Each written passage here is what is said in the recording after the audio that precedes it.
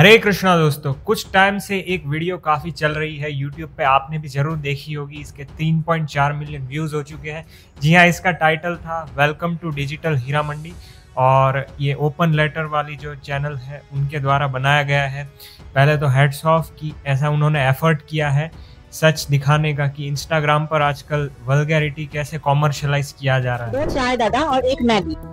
और अभी जो आप देख रहे हो कि एक लड़की यहाँ पे एक ऐसी ड्रेस पहन के आई है, इसमें आपको क्या बुरा लग रहा है? अच्छा लगा आपको देखने में? अगर आपने ऑलरेडी इससे परेशान होकर अपना अकाउंट बंद नहीं कराया तो आपने ऐसी रील जरूर देखी हो। इंस्टाग्राम और ऑल्ट बालाजी जैसी एप्स में अब ज्यादा अंतर नहीं रह गया। इन्हें भी पता है कि इनकी रील देखकर लड़कियां इनके साथ रेडी नहीं हो रही हैं, बल्कि लड़के इनके कपड़े उतरते हुए देखने आ रहे हैं, और ये बात इनके कमेंट सेक्शन में साफ पता चलती है। लेकिन एक्चुअली गलती इनकी नहीं है। जरा इन रील्स के व्यूज को देखो, मिलियंस में आते हैं। जब थोड़ी सी स्किन दिखाने पर इतनी अटेंशन और पैसा मिलेगा तो कोई क्यों पढ़ाई लिखाई करेगा। तो मेरा दिल से धन्यवाद है ओपन लेटर की पूरी टीम को। जो ये क्रिएटर है उनका नाम तो मुझे नहीं पता है, लेकिन बहुत ही अच्छा काम किया है। और इन्हीं की तरह मैं भी बहुत टाइम से सोच रहा था कि आखिरकार ये जो चीजें सब चल रही है इंस्टाग्राम पे, और ये जो सेक्सुअलिटी है, ऑब्जेक्टिफिकेशन है, सब कुछ एकदम से कॉमर्शियलाइज किया जा रहा है। मतलब कि इन लोगों ने माँ बेटे के रिश्ते को भी नहीं छोड़ा है, उसको भी ये लोग सेक्सुअलाइज कर रहे हैं। ये पूरा ट्राई किया जा रहा है ये दिखाने का कि रोड पर ऐसी हरकतें करना, ऐसे कपड़े पहन के घूमना सब कुछ नॉर्मल है। तो आइए इसी पर थोड़ी चर्चा करते हैं। और अगर आप नए इस चैनल पे और अगर आपको भी वैदिक पर्सपेक्टिव चाहिए कोई भी मुद्दे पर, या भगवत गीता से रिलेटेड, या कोई भी धार्मिक डिस्कशन आप करने आए हैं, तो ये चैनल आपके लिए है। प्लीज इसको सब्सक्राइब करिए। और आज आइए हम देखते हैं इसी मुद्दे पर वैदिक पर्सपेक्टिव कि आजकल जो इंस्टाग्राम पे वल्गैरिटी भर भर के हमें परोसी जा रही है वो कैसे हमारे पूरे समाज के लिए एक खतरा है। तो आज मेनली हम दो मुद्दे पे चर्चा करेंगे। पहला तो है ये जो न्यूडिटी है, दूसरा है प्रोस्टिट्यूशन। ये दोनों चीज जब ऑनलाइन होती है तो कैसे हमारे लिए डेंजरस है, आइए डिस्कस करते हैं। तो सबसे पहला पॉइंट है क्लोथिंग। काफी लड़के लड़कियां ये आर्ग्यूमेंट करते हैं कि अगर हम इंस्टा पे पोस्ट कर रहे हैं, अपनी बॉडी दिखा रहे हैं, तो क्या दिक्कत है। कुछ लड़कियों का भी ये डाउट होता है कि अगर हम रिवीलिंग ड्रेसेस पहन रहे हैं या फिर अंडरवेयर में ही मान लो वीडियो बना दिया तो क्या दिक्कत है, क्योंकि बहुत सारे वे पहलवान हैं, लंगोट में घूमते हैं, फिर बड़े बड़े जो दिगंबर होते हैं, ऋषि होते हैं, वो भी तो ऐसे कम कपड़ों में घूम रहे हैं। तो डिफरेंस क्या है? तो इसका आंसर है, ऐसे ही हम समझ सकते हैं सेग्रीगेट करके। एक होता है मेल बॉडी, एक होता है फीमेल बॉडी। और अगर हम क्रिएशन के पॉइंट ऑफ व्यू से देखें तो फीमेल बॉडी जो होता है वो अट्रैक्टिव क्यों बनाया गया है कुदरत के द्वारा, उसका रीजन यही है कि हमेशा रिप्रोडक्शन के लिए एक मेल अप्रोच करता है फीमेल को, और प्रकृति ये चाहती है कि ऐसा चीज हो। तो इस तरह से फीमेल बॉडी को ऐसे अट्रैक्टिव बनाया गया है कंपेयर टू मेल बॉडी। अगर हम सेम चीज जानवरों में भी देखते हैं तो यही होता है कि फीमेल को अप्रोच करते हैं मेल। तो इसीलिए ये मुद्दा उठता है कि जब एक फीमेल ऐसी ड्रेसिंग करती है तो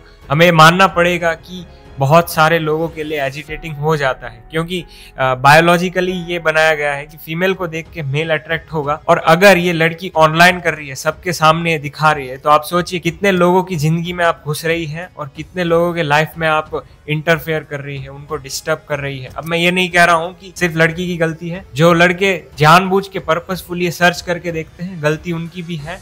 हवस भरी है लड़कों में। लड़कियां भी कभी कभार ये गलती कर देती है कि विदाउट पर्पस सिर्फ व्यूज के लिए ऐसा एक्सपोजर अपना बॉडी का करती है और लोगों को दिखा देती है। और मैं लड़कों की बात कर रहा हूँ। अगर लड़के भी ये काम कर रहे हैं अपनी बॉडी को फ्लॉन्ट करके, एक अच्छे पर्पस के लिए नहीं, बस ऐसे ही कर रहे हैं, तो ये भी गलती है। लेकिन अब हम सेम चीज बात करते हैं बड़े बड़े जो साधु महंत है, अगर वो तब कर रहे हैं, मान लो कि उनका बॉडी भी एक्सपोज्ड है, और ये एक्सपोज्ड बॉडी और ये जो फैशन वाले लोग हैं और ये जो गेट रेडी विथ मी नाम के ट्रेंड पर अपने बॉडी को खुलेआम दिखा रहे हैं, दोनों में डिफरेंस ये है, उनका जो पर्पस है वो अलग है। वो ऑनलाइन पोस्ट नहीं कर रहे हैं, वो एक अलग जगह पे, शांत जगह पे जाके मेडिटेट कर रहे हैं। और यहाँ पर ये लोग ऐसे ही अपना कपड़ा उतार के लोगों को दिखाना चाहते हैं। तो सेग्रीगेशन तो हो ही गया। डिफरेंस यही है, ये लोग शो ऑफ करना चाहते हैं और ये लोग हायर ट्रूथ को जानने के प्रोसेस में लगे हुए हैं। और दूसरा चीज यही है कि उनका बॉडी जो है वो अपने बॉडी को ऐसे ही, मतलब मान लो शेव कर लिया या फिर ज्यादा ब्यूटीफाई करने का ट्राई नहीं करते, वो अपने बॉडी को नॉर्मली रख रहे हैं। उनको पता है बॉडी से ऊपर है, हम लोग बॉडी से ऊपर है, लेकिन इनको लगता है कि यही लोग बॉडी है, तो अपने बॉडी को चमकाएंगे, ऐसा ड्रेस करेंगे, वैसा करेंगे, किस एंगल से मैं फोटो डालूं तो बहुत अच्छी दिखूंगी, उनका यही होता है। अब दूसरा पॉइंट आता है चॉइस का, कि कुछ लड़के लड़की ये कहेंगे कि भाई हमारा तो ये चॉइस है, हम एग्जीक्यूट कर रहे हैं। लेकिन बात आती है मैच्योरिटी की। जब आप एक एडल्ट होते हैं, 18+ हो जाते हैं आप, तो फिर आपके साथ एक टर्म जुड़ जाता है मैच्योरिटी का, कि भाई ये कोई चॉइस लेगा कुछ तो ग्रेविटी होगी इसमें, कुछ तो मैच्योरिटी होगी, लेकिन नहीं, यहाँ पर इमैच्योरिटी दिखती है। इररिस्पॉन्सिबली इतना सेंसिटिव कंटेंट आप पोस्ट कर रहे हैं। आप सोचिए कोई छोटे बच्चे भी रील स्क्रॉल करते वक्त ये देख लेंगे, तो आपका क्या रिस्पॉन्सिबिलिटी है उस बच्चे के लिए कि वो बच्चा वो चीजें देख के गलत काम ना कर बैठे आगे। और तो और ये इमैच्योर चॉइस इसीलिए है। मान लो कोई लड़की डिसाइड करती है उसको प्रोस्टिट्यूशन करना है, वो ऑफलाइन करेगी, चलो वो choice is better than doing this things online, क्योंकि आप ये जो चीज कर रहे हैं सबके फीड पे आ रही है। और आप सोच सकते हैं कितने लोगों के लाइफ में आप डिस्टर्बेंस क्रिएट कर रहे हैं। मतलब कि आपका चॉइस सिर्फ फैशन नहीं है, बल्कि सेक्सुअलिटी को कॉमर्शियलाइज करना ये भी आपका चॉइस बन जाता है। तो तीसरा मुद्दा मैं ये उठाना चाहूंगा, there is an appropriate place for everything. मैं ये नहीं कह रहा हूं कि हमारे समाज में अपना बॉडी को शो ऑफ करना, कम कपड़ों में घूमना या फिर प्रोस्टिट्यूशन करना, ये सारा चीज एग्जिस्ट नहीं करता। हमारे समाज में है ऑलरेडी, लेकिन डिफरेंस ये है कि पहले ये सारी चीजें ऑफलाइन होती थी, इन पर्सन होती थी, जिसको भाई चाहिए वो आएगा लेने। लेकिन अब ये हो रहा है कि आप खुलेआम डाल रहे हैं, अब जो कस्टमर है नहीं उसके पास भी ये चीजें चली जा रही है। तो दैट मीन्स कि आप जो चीज कर रहे हैं वो एक इनअप्रोप्रिएट प्लेटफॉर्म पे है। इंस्टाग्राम जो है वो बहुत सारी चीजों के लिए है, कंटेंट क्रिएशन के लिए है, एंटरटेनमेंट के लिए है, लेकिन उसमें ये जो सेंसिटिव ये एडल्ट कंटेंट आ रहा है ये इसको पॉल्यूट कर रहा है। अगर कपड़ों की बात करें तो उसका भी एक स्टैंडर्ड होता है कि कैसी जगह पे जा रहे हैं उस हिसाब से ड्रेस किया जाता है। अब इंस्टाग्राम पे आए हैं तो उस तरह से ड्रेस करेंगे कि आप किसी को एजिटेट ना करें, किसी को डिस्टर्ब ना करें। अगर हम बात करें बाहर जाने की, खुलेआम घूमने की, तो उसमें भी एक ड्रेसिंग सेंस होता है। ड्रेसिंग सेंस आपकी मैच्योरिटी दिखाता है और ये पता चल भी जाता है। जैसे उर्फी जावेद नाम की ये जो सेलिब्रिटी है तथाकथित, तो उसकी चॉइस है माना, लेकिन ये जो कपड़े हैं ये सूट नहीं करते हैं बाहर के वातावरण को, दैट्स व्हाई। और सेम चीज ये 2-3 जो मॉडल थी वो दुर्गा पूजा में एक पंडाल में घुस जाती है ऐसे कपड़े पहन के। तो हम ये नहीं कह रहे कि ये कपड़े ही मत पहनो, लेकिन उसकी एक अलग जगह है। और अभी आप जो कपड़े पहन के मंदिर में आए हैं, पंडाल में आए हैं, तो आप उस मंदिर की गरिमा को, उसको ठेस पहुंचा रहे हैं और भक्तों को ठेस पहुंचा रहे हैं। अप्रोप्रिएट प्लेस की बात करूं तो ये सारी चीजें वहीं पे सूट करती है जो जगह इसके लिए बनी है। अगर हम कम कपड़ों की बात करें, पहनिए, जिसको पहनना है, लड़कों को पहनना है, लड़की को पहनना है, लेकिन एक चीज का ध्यान रखना कि आप एक गलत जगह पर ये सारा चीज पहन के ना चले जाए। स्पेशली ऑनलाइन पोस्ट करने से पहले तो बार बार केयरफुल रहिएगा, क्योंकि बहुत सारे फिर ब्लैकमेलिंग वाले किस्से भी आ जाते हैं। बहुत सारे लोग तो बिजनेस करते हैं, किसी और की फोटो उठा के बोलते हैं 1000 रुपये 2000 रुपये, मतलब रेट बताते हैं। कोई भी दूसरी मॉडल का फोटो लगा के रेट बताने लगते हैं और लोग फिर इसी को देख के अट्रैक्ट हो जाते हैं और फिर उनको धोखा मिलता है। और इंस्टाग्राम पर, दूसरे प्लेटफॉर्म पर पोस्ट करने में यही दिक्कत है कि आपको कितने सारे लोग देख रहे हैं। इस लड़की की रील्स पे आप देखेंगे व्यूज कितने सारे आ रहे हैं, जैसे कि 10 मिलियन, 15 मिलियन, 20 मिलियन। तो ये सारे व्यूज है, आप सोच सकते हैं कि इसमें कितने सारे बच्चे होंगे, कितने सारे विवाहित पुरुष होंगे, बूढ़े होंगे। तो आप ये समाज के लिए जो डाल रहे हैं एकदम इनअप्रोप्रिएट चीज है। ये प्लेटफॉर्म पे आप जो डाल रहे हैं ये एक गलत एक्टिविटी है। अगर हम वैदिक पर्सपेक्टिव से बात करें तो पहले के जमाने में यही होता था कि प्रोस्टिट्यूशन है, लेकिन इसको कॉमर्शियलाइज नहीं कर रहे हैं। ये एक प्राइवेट सेंटर रहता था, सिटी के बाहर रहता था। जिसको भी चाहिए भाई वो बाहर जाके ये सारी चीजें करे। तो आपको पता चलेगा कि भाई अगर मेरे को ऐसा प्लेजर लेना है, इलिसिट प्लेजर लेना है, तो उसके लिए भी बहुत सारी मेहनत लगेगी, एफर्ट लगेगा, पैसा देना पड़ेगा।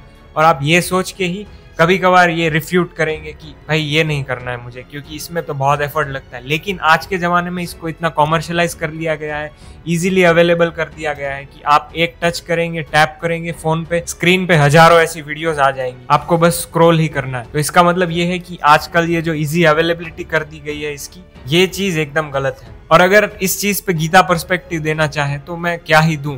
गीता में डायरेक्टली ये सारी जो आचरण है और ये जो कर रहे हैं कलयुग के बारे में, इसके बारे में ज्यादा डिस्क्रिप्शन नहीं है। लेकिन एक चीज मैं कह सकता हूँ, गीता में 3 एक्शंस दिए गए हैं, एक गुडनेस वाला, एक पैशन वाला, इग्नोरेंस वाला। तो जो इग्नोरेंस वाली एक्टिविटी है उसके बारे में भगवान ये कहते हैं, that action performed in illusion in disregard of scriptural injunctions and without concerns for future bondage और फॉर वायलेंस और distress caused to others is said to be in the mode of ignorance. Main चीज हम यही देखेंगे कि अगर हम कोई भी चीज कर रहे हैं बिना सोचे समझे, इग्नोरेंस में, इग्नोरेंस मतलब क्या, लैक ऑफ नॉलेज, हमें नॉलेज ही नहीं है दूसरों को क्या डिस्ट्रेस होगा और क्या ये चीज वायलेंट है, क्या ये सेंसिटिव चीज है, ये डालने से पहले मैं सोचूंगा ही नहीं।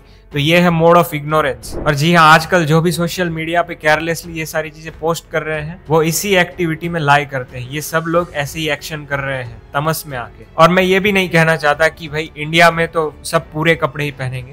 पहले के जमाने में था कि भाई इंडिया में ही देखे तो लोग कम कपड़े पहनते थे, एक कॉटन का एक क्लॉथ होता था वही लपेटते थे, चाहे मेल हो फीमेल हो, क्योंकि तब का टाइम ऐसा था। लेकिन अब टाइम बदल रहा है, अब फैशन और क्लोथिंग सब बदल रहा है। हमें ट्राई करना चाहिए ऐसे कि कुछ भी हो हम पूरा सोसाइटी को एक ऑकवर्ड लुक देके लोगों को डिस्टर्ब ना करें उनके लाइफ में। तो डिवोटीज के लिए भाई क्या मैसेज है? मैं तो ये कहूंगा कलयुग चल रहा है और हर जगह कोई जगह अप्रोप्रिएट नहीं रही है, लोग बिना सोचे समझे सारे काम कर रहे हैं। तो हमें यही ध्यान रखना है कि हम भी सोच समझ कर अपने जो ये माइंड है उसको हम काबू में करके रखें।